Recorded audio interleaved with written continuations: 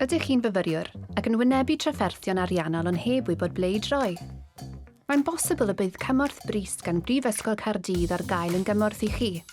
Mae'n Rhaglen Cymorth Ariannol wedi'i chreu fod yn gymorth i chi os ydych chi'n brin o arian ac yn methu a thalu costau hanfodol. Gall unrhyw fyfyriwr cofrestredig wneud cais.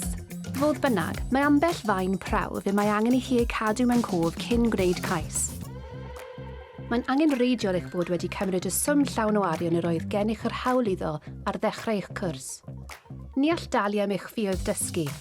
Ni ellir ei ddefnyddio i dalu am wariant ffordd o fyw megis i fynd ar wyliau, neu fynd i gyngherddau neu wyliau.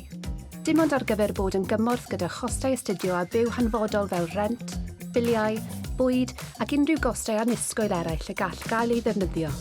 Dyma sut y gallwch chi wneud cais. Mewn gyfnodwch i'r fenwrwyd i gwblhau'r adnodd cyn asesu, bydd hyn yn rhoi gwall syniad i chi o sut y gallai'r rhaglen fod yn gymorth i chi. Cwblhewch eich ffurflen gais ar-lein ar syms a'i chyflwyno, ynghyd ag unrhyw dystiolaeth ategol. Bydd angen i'n tîm weld eich cyfriflenni banc ar gyfer y 3 mis diwethaf. Peidiwch â gadael i hyn eich rwystro rhag wneud cais. Mae eich gwybodaeth yn gyfrinachol. Mae angen i ni ddeall eich sefyllfa ariannol yn llawn, dyna'r cyfan. Ystyrir pob cais yn unigol, ac fel arfer gwneud penderfyniad o fewn 10 diwrnod gwaith.